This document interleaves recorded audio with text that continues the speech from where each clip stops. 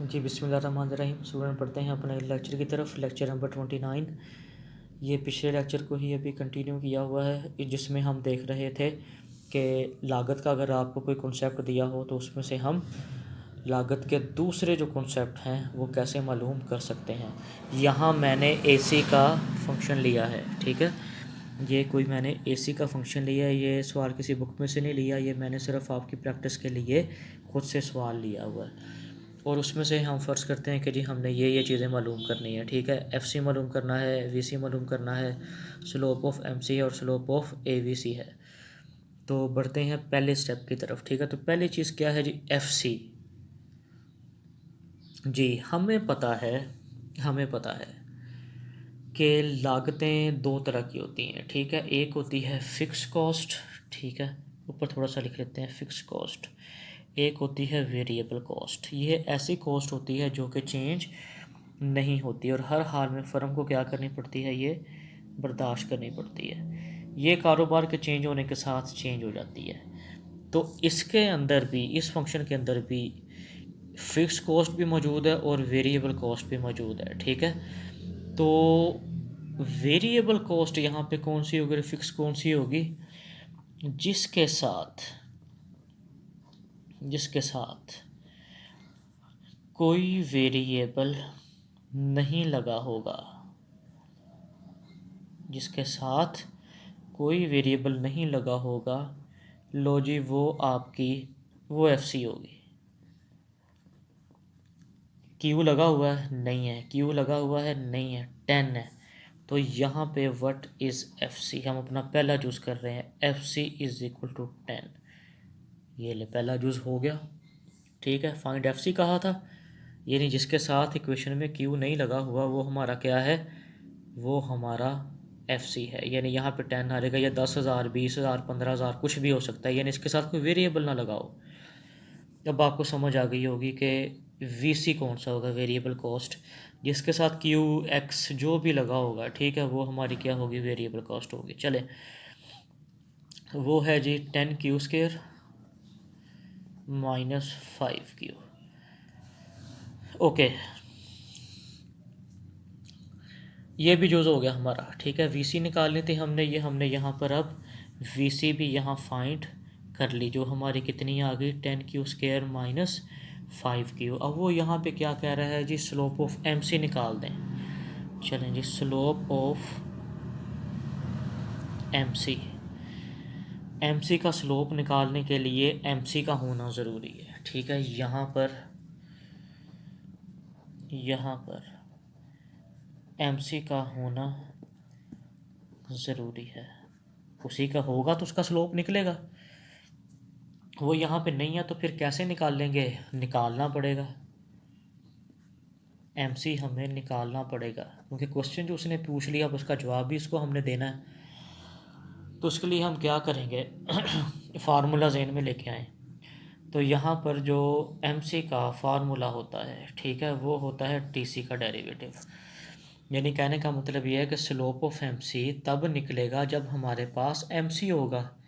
MC का slope निकालेंगे ना, तो एमसी हमारे पास नहीं है, तो एमसी हमें यहाँ पर निकालना पड़ेगा। और एमसी निकालने के लिए किस चीज़ की ज़रूरत होती है, वो टीसी के डेरिवेटिव की। और टीसी भी अब हमारे पास यहाँ नहीं है, ठीक है, टीसी भी नहीं है।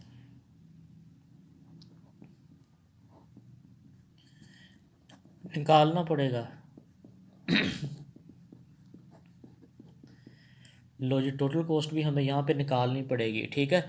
तो कहने का क्या मतलब है, अगर टोटल कॉस्ट पहले नहीं दी हुई और स्लोप ऑफ एमसी आपसे पूछ लिया गया है, ठीक है, यानी कि स्लोप ऑफ एमसी आपसे पूछ लिया गया है, तो सबसे पहले आपको टीसी बनाना पड़ेगा, ठीक है। सबसे पहले आप लोगों को क्या बनाना पड़ेगा, आप लोगों को टोटल कॉस्ट का फंक्शन बनाना पड़ेगा, क्योंकि एमसी निकलना है टीसी से, ठीक है। टीसी नहीं होगा तो फिर एमसी भी नहीं निकलेगा और फिर एमसी का स्लोप भी नहीं निकलेगा। लिहाजा हमें सबसे पहले एसी से हमें टोटल कॉस्ट का फंक्शन बनाना पड़ेगा। तो यहाँ पे टोटल कॉस्ट का फार्मूला लिख लें, वो होती है जी एसी ज़रब क्यू। यानी आपने एसी को क्यू के साथ क्या कर देना है, मल्टीप्लाई कर देना। तो टीसी बराबर है जी ए सी ज़रा क्यू बराबर, क्यू को बाहर रखें, ठीक है, ए सी का फंक्शन लिख दें जो वो ऊपर दिया हुआ है, ठीक है। वो क्या था जी, 10 Q square minus 5 Q plus 10, यानी एक क्यूब बढ़ जाएगा तो हमारी टोटल कॉस्ट आ जाएगी। डायरेक्ट भी आप कर सकते हैं, ठीक है। ये हो जाएगा 10 q cube minus 5 q square plus आ जाएगा जी 10 क्यू। ओके, अब ये हमारी आ गई जी टोटल कॉस्ट, ठीक है। अब टीसी का क्या करेंगे, डेरिवेटिव ले लेंगे, ठीक है। टीसी का तो फर्क सर ले लेंगे, एमसी आ जाएगा। ओके जी, तो टीसी का डेरिवेटिव होता है एमसी, तो ये आ जाएगा 10 3 30 क्यू स्क्वायर माइनस आ जाएगा 10 क्यू और प्लस आ जाएगा 10। चलें जी, ये हमारा क्या आ गया, एमसी आ गया, ठीक है। अब हमारा जो मेन क्वेश्चन हमने क्या पूछा था, स्लोप ऑफ एमसी, ठीक है, वो यहाँ पे निकाल दें। ओके, स्लोप ऑफ एमसी वो क्या होता है, एमसी का डेरिवेटिव ले लें। यहाँ पे 30 तो कितना आ जाएगा जी, 60 क्यू माइनस आ जाएगा 10। ये जो सवाल हमसे वो पूछ रहा था, ये जो सवाल हमसे पूछ रहा था, इसका भी जवाब हमें मिल गया, ठीक है। स्लोप ऑफ एमसी किसके बराबर आ गया, ये आ गया 60 क्यू माइनस 10 आ गया। अब हम बढ़ते हैं अपने चौथे जूस की तरफ, ठीक है। जूस नंबर 4, ये हमारा तीसरा था, ठीक है, ये तीसरा जूस था। अब हम बढ़ते हैं जूस नंबर 4, ठीक है। उसमें क्या पूछ रहा है जी, स्लोप ऑफ ए वी सी, ठीक है, यानी कि ए वी सी का स्लोप हमने फाइंड करना है। तो जिसका स्लोप निकालना है वो चीज़ भी होना ज़रूरी है, ठीक है। तो यहाँ पे क्या, अब किस चीज़ का होना ज़रूरी है, यहाँ ए वी सी का होना ज़रूरी है, ठीक है। ए वी सी का होना क्या है, ज़रूरी है। ए वी सी का फार्मूला तो ढूंढें, क्या है ए वी सी का फार्मूला था जी हमारे पास वी सी ओवर क्यू। क्या फार्मूला है जी, वी सी ओवर क्यू। तो ए वी सी निकालने के लिए जी, अब हमें तो ए वी सी के लिए वी सी का होना ज़रूरी है, ठीक है।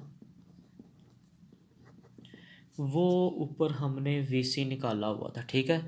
अब यहाँ तो हमने निकाल लिया, ठीक है, यहाँ तो हमने क्या कर लिया, उसने क्वेश्चन में पूछ लिया था, हमने निकाल लिया।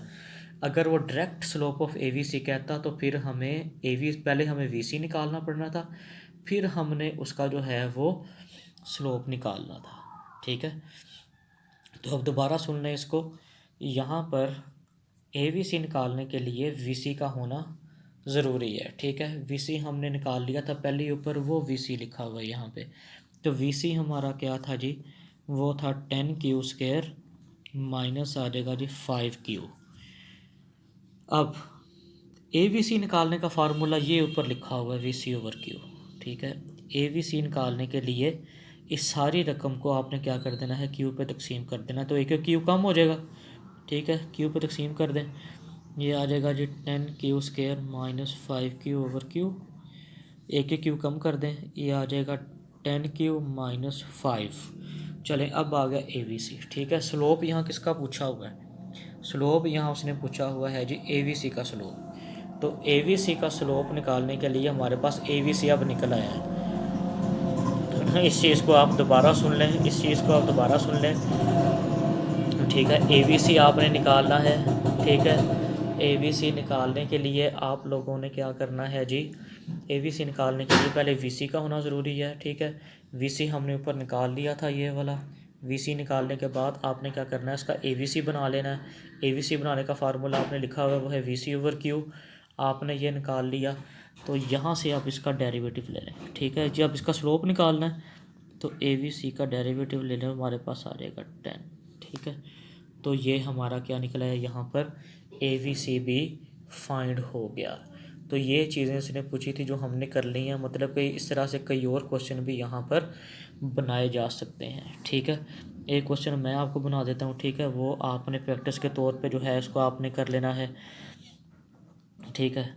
AC का फंक्शन ही दिया होगा 7 क्यू² माइनस 12 क्यू प्लस आ जाएगा जी 1000 और आपने इससे निकालनी है जी find okay number 1 slope of VC निकालना है आपने, ठीक है। नंबर 2 आपने जैसा डिफरेंट दे रहा हूँ आपको, ठीक है। आपने निकालना है जी स्लोप ऑफ AVC, ठीक है। फिर निकालना है जी स्लोप ऑफ MC निकालना है आपने, ठीक है। चौथा जूस और ऐड कर लें, ठीक है। चौथा जूस है स्लोप ऑफ AFC, ठीक है। स्लोप ऑफ AFC अब आपने फाइंड करना है, ठीक है। ये अब आपकी प्रैक्टिस के लिए है।